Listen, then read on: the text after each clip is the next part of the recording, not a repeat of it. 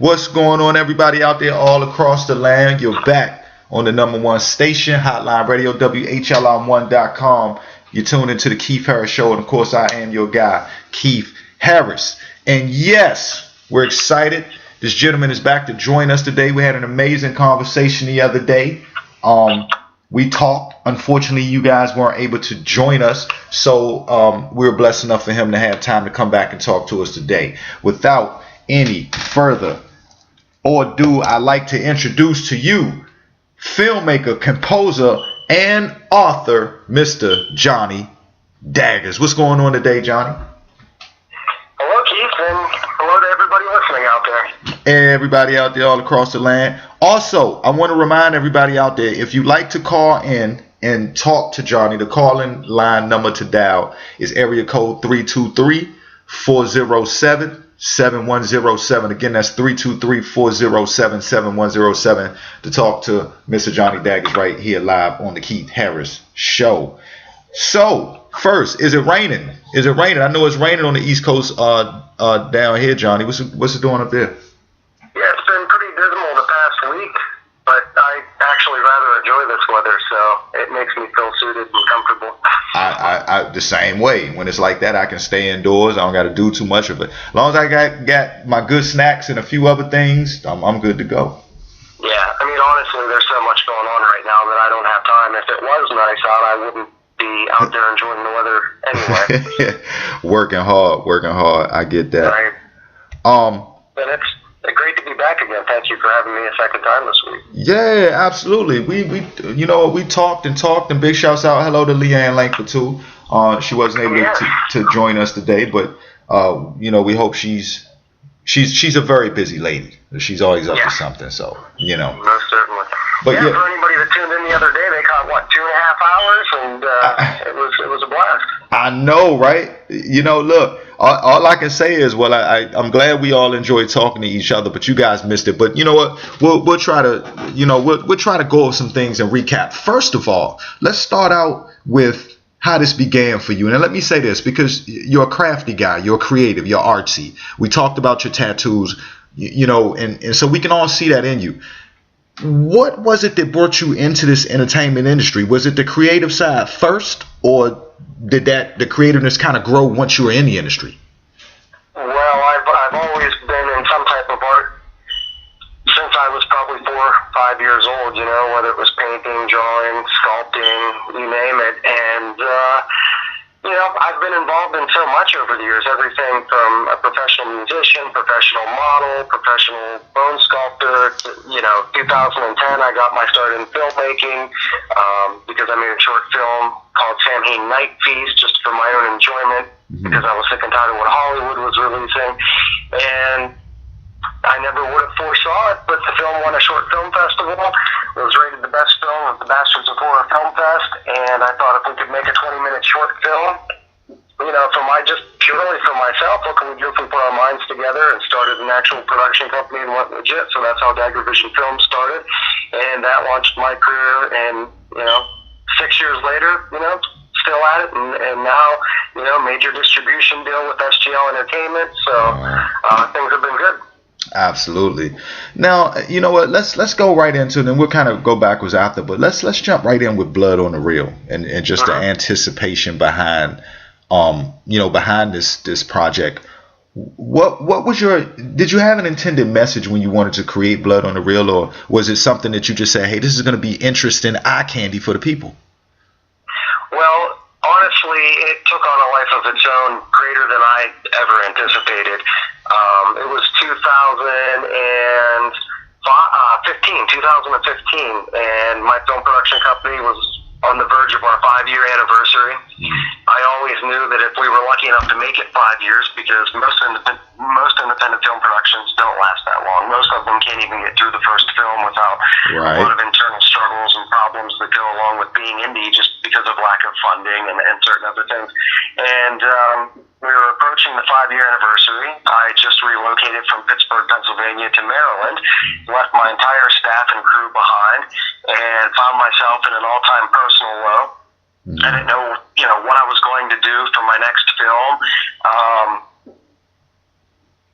I kind of just started thinking thinking back to some of the movies that I had done over the years, Samhain Night Feast and Caustic Zombies and Tablet of Tales, and started thinking of some of the things that happened to me as an indie filmmaker, nearly being fined and arrested for disturbing the peace and filming without permits. I was nearly shot by a military officer for filming on government property without permission.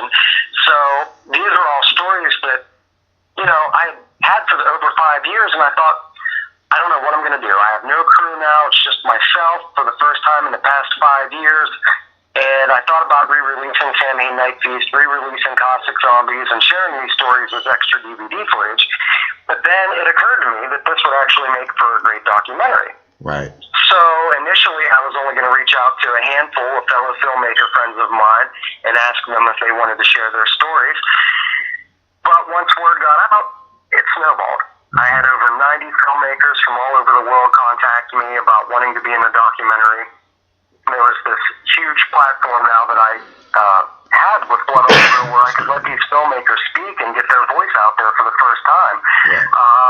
So obviously I couldn't fit 90 filmmakers in a feature-length film, so I narrowed it down to roughly 30 filmmakers that submitted the best footage and the most interesting stories. And here we are with the finished version of Blood on the Rill. It's a 2-hour-long feature documentary, the very first ever horror documentary of its kind. Prior to this, there were horror documentaries, but they all focus on Hollywood or Hammer horror films. No one ever took the time to do a documentary strictly focusing on this content matter and the world of independent horror filmmakers. So it comes out June 14th. It releases worldwide through SGL Entertainment. You can find it on Best Buy, Amazon, you know, Circuit City, you name it, Redbox, anywhere that you can, you know, all your major film retailers. So. Right. And big shouts out to SGL too. Yeah, they're like a family. So everybody out there, Damien Dante, Max Turchi, you know, Damien Dante, Jeffrey Swanson. Hope Damien's doing well. I know we talked about his surgery the other day a little bit, so I hope he's recovering.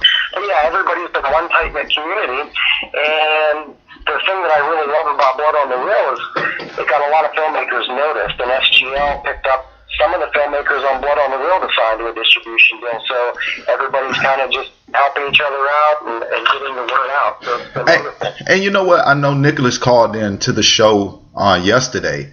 As a matter of fact, or the other day, as a matter of fact. So big shouts out to him too. Now let's talk about that for a second. Who are some of the people that are playing in the film? Blood on the Rill. Let's see. First people that come to mind, we have Craig Everett Earl. He did Intrusion and is currently working on Intrusion 2, which has Corey Feldman in it, and Tiffany Shepis. We have Max Turchi. We have Randy Young and John Gillette of Last Doorway Productions. Vito Trabuco, who did one of my all-time recent favorites, Bloody Bloody Bible Camp. There's just so many fabulous filmmakers.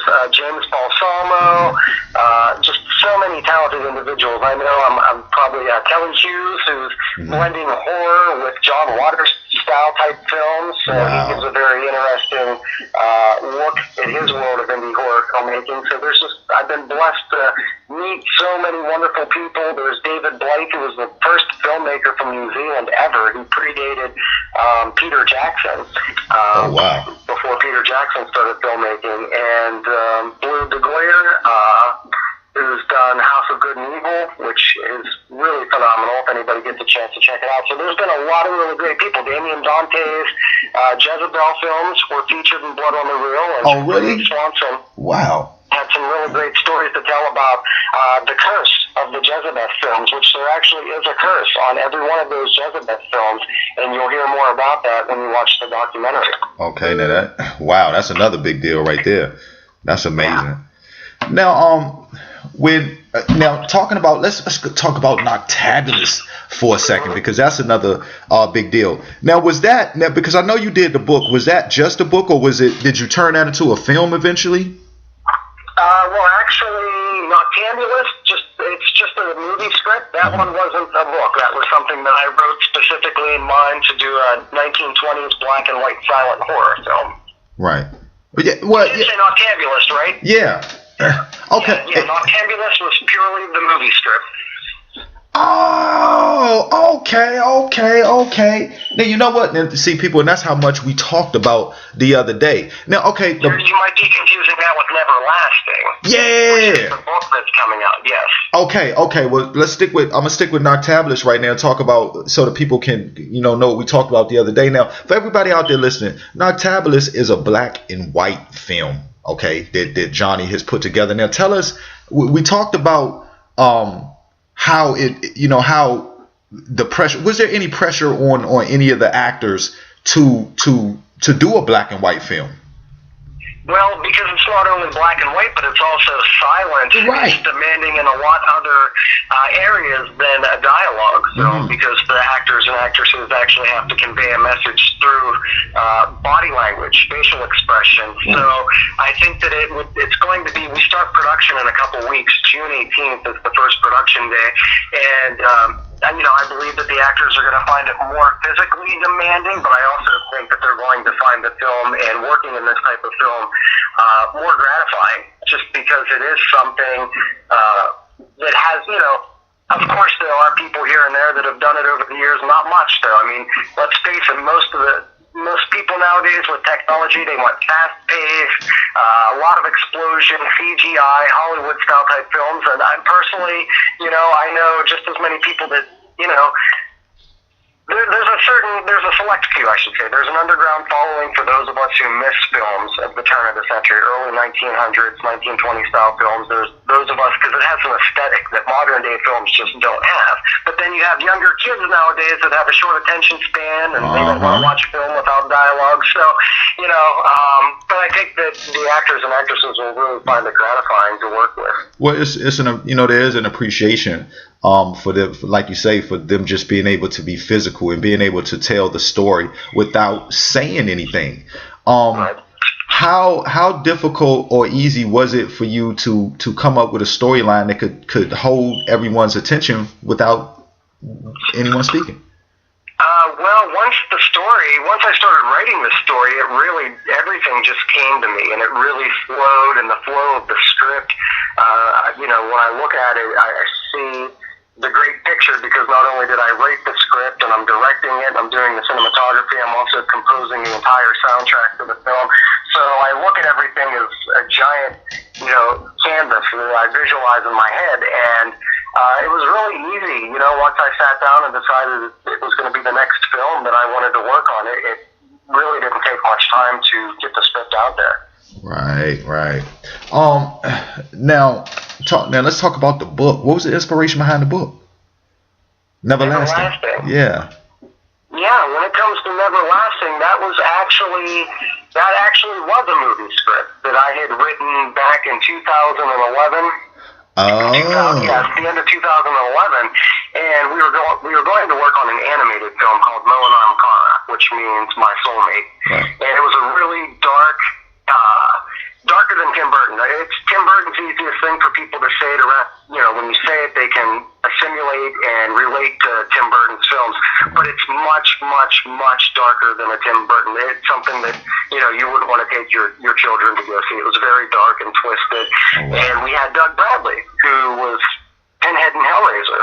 He was doing the narration for the film, and sadly, we got halfway through the film and ran out of funding, and we put the movie on hold. It never got made. We never even started production on it.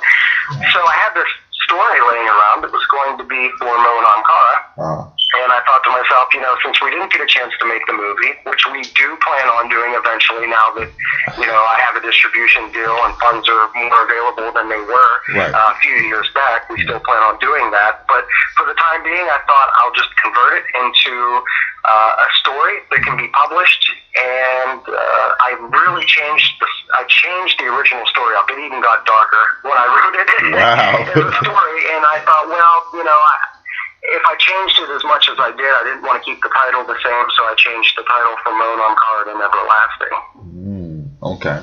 Now, what's the film circuit? What's the film festival circuit going to look like for you this year? Are you going to have any submissions, or do you even do the film festivals?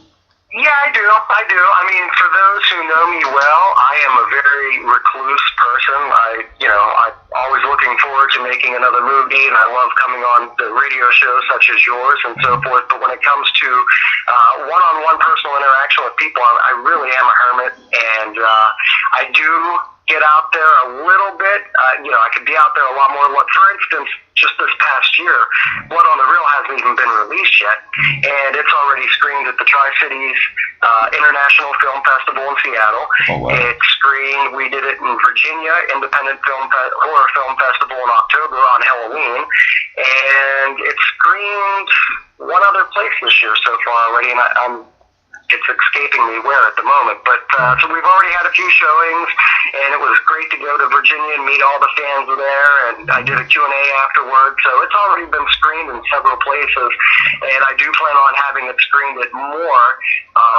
It's just really, it's really hard because I have so many irons in the fire that it's hard for me. If a film festival would present itself while we're in the middle of filming Noctambulist in a few weeks, there's no way I can leave the film that I'm working on to go, to a film festival to show Blood on the Real. So, yeah, I'll be out there, and I should probably make myself get out there more than I do, but as long as the movie's out there, I prefer to be the man behind the curtain. Right. Like Wizard of Oz. How critical are you on yourself? I mean, I ask a lot of people sometimes, I'm like, listen, when you are performing or, when you do a role, can you go back home and watch yourself later on? Now, in your case, you create a lot of content. And so you obviously have to go back over it because you make sure it's correct. You do all of that. But how critical? I mean, I'm very critical. I think every artist is. It just depends on. The thing is there's a key to balance when you're an artist. Because here's the thing. Whether you're a painter, whether you're a sculptor, whether you're a filmmaker, whatever case may be, whatever medium of art in which you're working at, you can literally rework that piece for the rest of your life. Like, I know there's times, with some of the music that I've composed where, I love it, and then a couple months later, I take an instrument out of the finished track, or I add more instruments to it, or I remix it this way, or I remix it that way. And like with Blood on the Real, I edited the entire film myself as well, so I had to color correct everything, edit the entire film, and I probably have already watched it 60 some times just from editing and then making sure that I was happy with the end product. So, you can see something that you've done and get to the point where you're sick of watching it because you've seen it so much, and you can critique it, you can change it, you can always make it better, but you just have to get to the point where you say, this is it, I need to release this now. It's acceptable to me and happy, because if I wanted to, I could spend the next 5 years adding more clips, removing clips, you name it. So, but yeah, I'm very critical. I mean, there's times where, when it comes to certain things like writing a story, you start and then you just throw the entire story in the garbage, 20, 30 pages. And other people would think it's fantastic, but when you're an artist and you're very critical of your own self, it's very easy, to just, I have watched films. I have some friends that are amazing painters, and I've watched them create this beautiful art on canvas, and they're nearly done with it, and then they stick a knife through it and throw it in the garbage and say, something was bugging me with it. And I'm like, really? Like, I would have killed to have that hanging up on my wall. Now you just destroyed it. But yeah, we're very critical of ourselves as artists. Right. Now, and we, the tattoos, we love the tattoos. A lot of people see your artwork. Do you have any tattoos that have been any inspiration in any of the films that you've made, or vice versa? Well, I'm laughing because I can't really divulge too much information, because I don't want somebody else to take the idea and run with it. But there actually is a film script in the works that actually encompasses every single tattoo that I have on my body. Oh wow, that's going to be a lot of work, Johnny. A lot of writing. Yeah, so it's going to be a very, very dark and twisted film, and I can't wait to get into it. And that may be what I do after Noctambulist. I can't say for certain. It's something that I've had the script in the works for probably 3 years now, and it's something that's why I don't want to divulge too much information, because I don't want somebody else to run with that idea of the storyline. But yeah, tattoos can play a big part in the story. Now, what about acting? Are you as excited about playing roles as you are creating them? Oh, I am. Yeah. I come from a theater background and a choir background, so I've been performing and then also being a musician and performing on stage, it's great to work behind the scenes and direct and write and do, everything like that. But, when you're a performer, you have that urge where you want to be in front of people performing live. And so, I've acted quite a good bit over the years in my own films and other people's films. Most notably, I acted in 2 episodes of the A&E television series, Those Who Kill. Yeah. And then, since then, I've been so busy directing that I haven't done any more acting. And that was probably, I think I was on A&E 2012, 2013. Right. 2013, I think it was. So I'm looking forward to getting back into doing some more acting roles. Yeah. Now, being a composer, does that give you the opportunity? Do you like to make scores for your own film sometimes? Oh, I love it. But believe it or not, Noctambulous was the first film that I've composed the entire soundtrack for. Oh, wow. Yeah, I've done some music for my other films, but I've never composed the entire soundtrack. And the funny thing about Noctambulous is that some of the music was written before the script was. Some of the music that I wrote conjured images in my mind that I adapted into the script because of the music that I had written for it. So well, you know what? It's kind of backwards in that aspect. Now that you say that, it just brought that to my mind. You know what? That is a pretty cool way to do that, because a lot of people who are not filmmakers, even, I know when they listen to music, you can write a story inside your mind. I can really see how that will work. Right, yeah. And I'm a very orchestrated composer. Everything that I do is violins and cellos, and the music just obviously fits so appropriately for a 1920 silent film that I knew that I had to compose the entire soundtrack. And we didn't mention this the other day, but some of the songs, there's a really talented vocalist from Canada by the name of Jeannie Taylor, and she's the lead vocalist for a band called Curse in the Woods. And they're a very dark cabaret type style band, and I had been a fan of their work for several years now, and I reached out to Jeannie, asked her if she'd be interested in doing some of the vocals to the music that I was writing, and it turned out it was her life dream to work on a film score, and she was more than happy. And I sent her the music, and she went into the studio, recorded 4 tracks already, sent it back to me. It sounds amazing, so she's going to be involved with some of the vocals.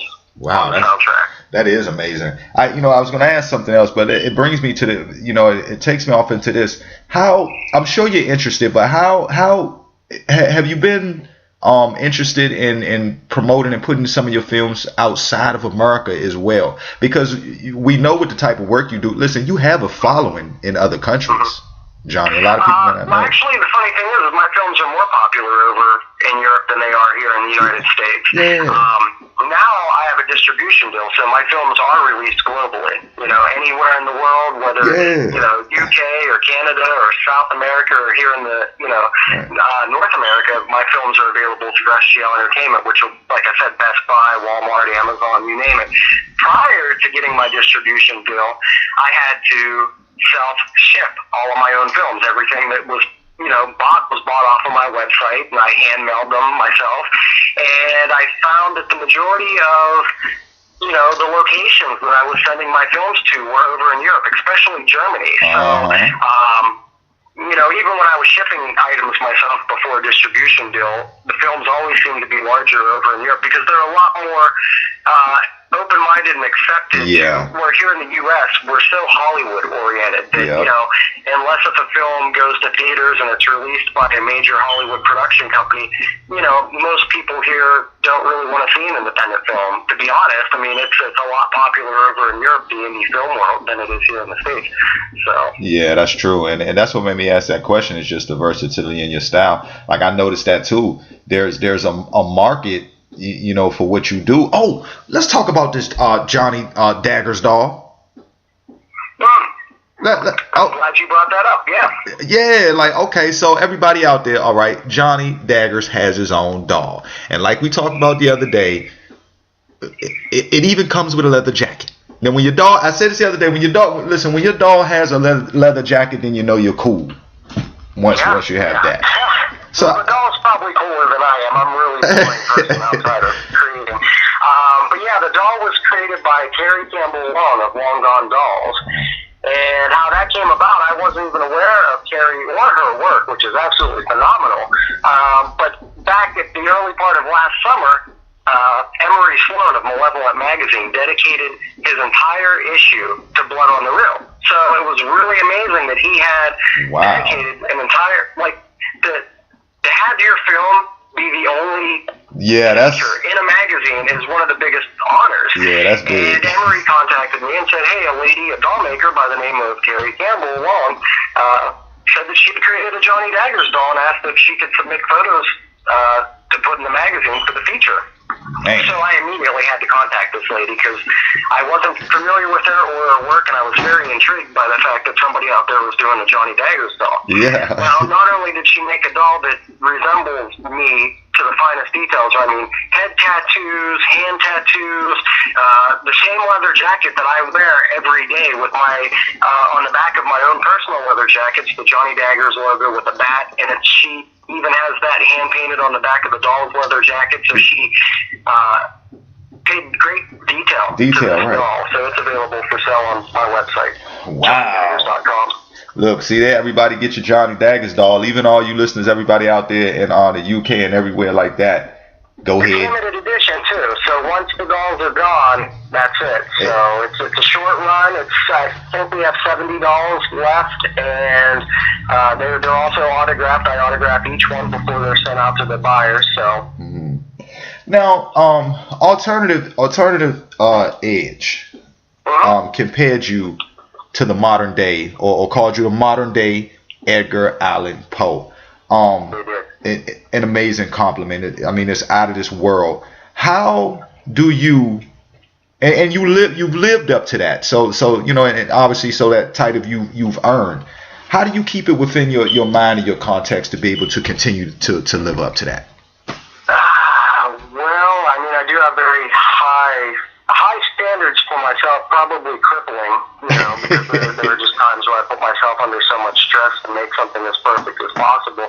But the honor is something that, you know, it's the greatest honor that one could ever hope to receive, especially because I've been a fan of Edgar's work since I was, you know, preteen, and to be compared to him is just the greatest, you know, comparison ever.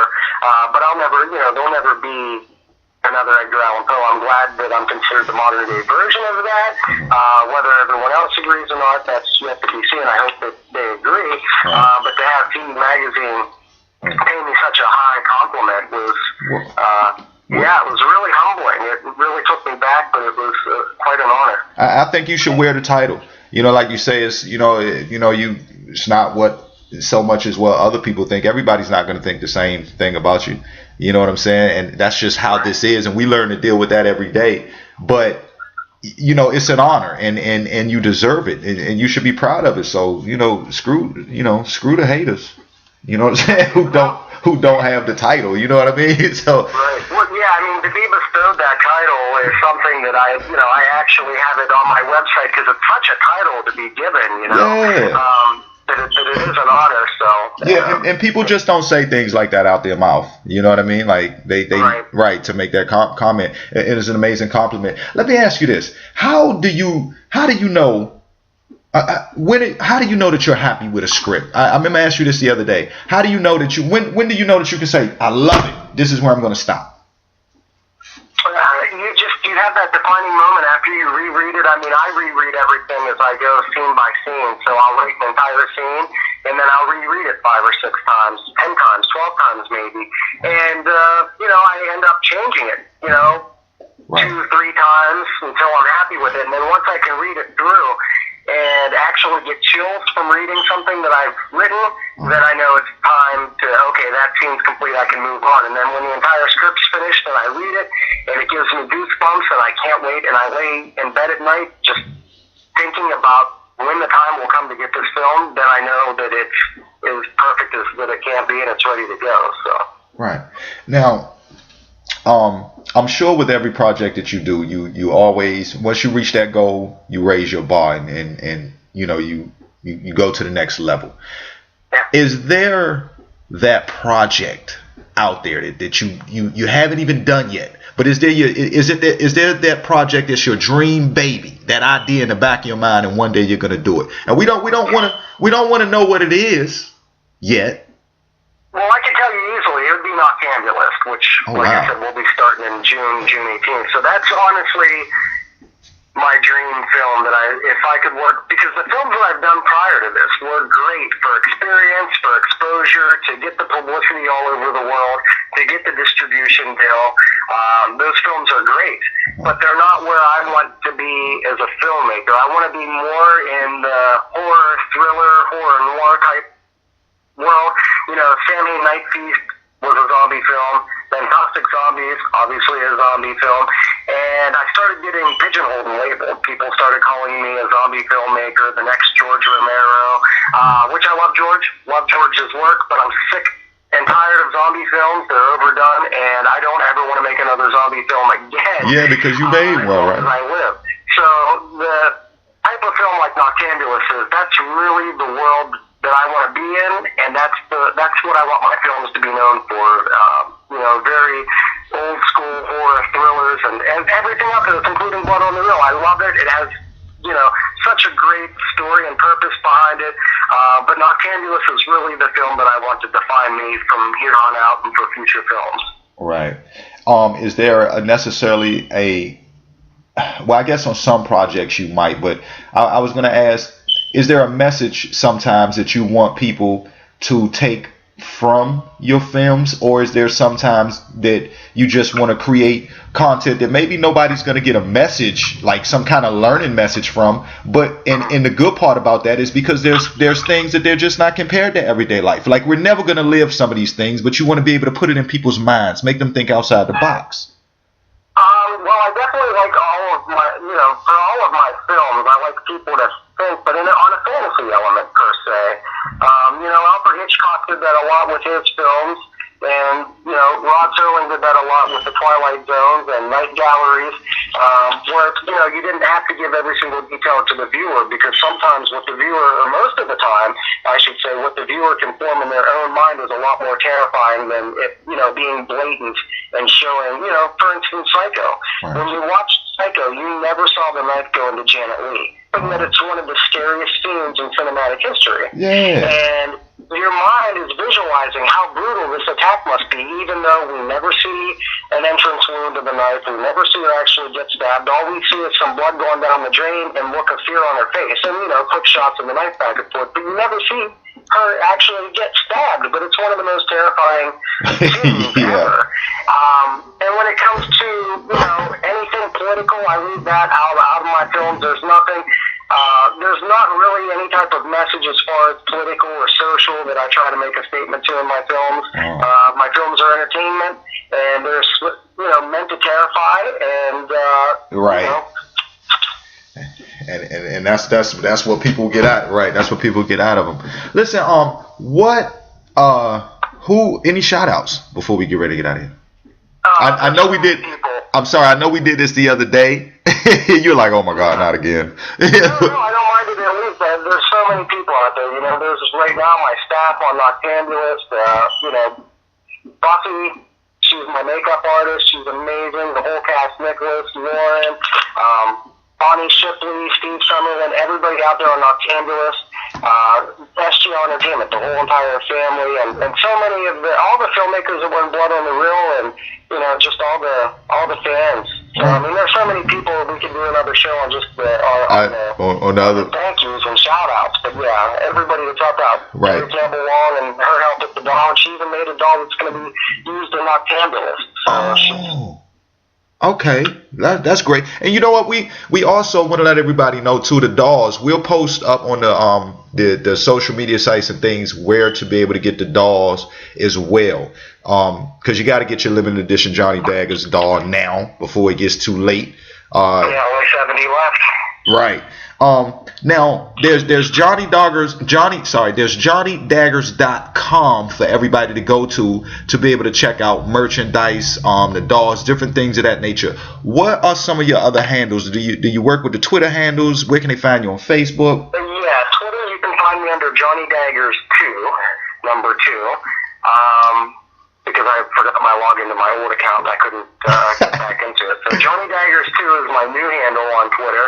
And then if you just go on Facebook and you type in Johnny Daggers, that'll take you to my professional page. Noctambulous will take you to the Noctambulous film page. The same with Blood on the Reel and Neverlasting. And if that's too much for you to remember, all you have to remember is go to johnnydaggers.com, and all the links to my social pages, to my social media pages, will be available on johnnydaggers.com, so you can follow everything from there. Absolutely, that sounds great. And listen, we also want to take time to give a shout out to Michael Rodriguez as well, and Nicholas also. Help me pronounce Nicholas's last name. Forgive me, Nicholas. Don't hate. Are you asking me how to pronounce his name? Yeah, no, you know what? The last part of his name, not the first part. Navarro. Okay, there you go. And big shouts out to Nicholas Navarro too. I didn't have it in front of me, and I didn't want to chop it up. That's the only reason I asked that. So anyway. Yeah, Michael was another great filmmaker that was in Blood on the Reel, and he called in the other day, and definitely, he gets a lot of praise from me. He's one of my favorite filmmakers in the industry right now. So. Right. Listen, look, Johnny. Again, man, I appreciate you coming back on to talk to us. There's a lot more different topics we need to talk about and we need to cover. So we love to have you back on the show sometime. Look. Thank you. I would love to come back anytime. Your show's amazing. You're amazing yourself. So, and then maybe next time we can get Leanne back on again. Hello, Leanne, wherever you are. Missed you today, but we'll talk to you soon. So. Yeah, exactly. I'm glad you said that. What's up, Leanne? In case you're listening, hey, you're still here with us. So same way. Listen, congratulations on all your success, Johnny. Of course, we wish you much more success. We'll be following you. Also, IMDb, everybody. I know some of you people out there who are not movie heads, or you don't know necessarily to deal with IMDb. It is the movie database. Make sure you go to IMDb and you type in Johnny Daggers. We'll post that on social media too, so you can find out where to follow him, all his work, and enjoy the tattoos and everything like that. Big shouts out to you, Johnny. Thank you, sir. It was a pleasure, and I look forward to talking to you again. Absolutely. And before we go, in case anyone is tuning in late, like I always say, you should have been here from the beginning, but in case you missed part of the conversation between myself and Johnny Daggers, it will be posted on social media just shortly in full for your playback purposes. All right. Johnny, we'll be talking to you soon, my friend. Thank you, Keith, and thank you to all your listeners. We'll talk to you soon. All right. Take care, brother. Good day, sir. Bye-bye. Johnny Daggers, everybody, right here on the Keith Harris Show, WHLR1.com, Hotline Radio, the #1 station on the net. Really cool dude. Like I said, we chopped it up for a long time the other day. We talked, him, Leanne, and myself. Wonderful guy, doing a lot of wonderful things. Make sure you show him your support. Go check out Blood on the Reel. Also, Noctambulous and Neverlasting. And everything else when it's ready. All right. So big shouts to the whole crew. Also, I want to send another big shout out to SGL Entertainment as well, the whole crew over there. And our prayers and everything for Damian Dante. Hope he's having a wonderful, cool recovery. We look to hear from him soon. All right. It's the Keith Harris Show. Also, Thursday, you know what time it is. DJ Mike Styles and Vanity the Boss Lady doing their thing as usual. You don't want to miss it. You never want to miss it. The hottest segment. All right. So that's what's up. Big shouts out to them. Big shouts out to everybody.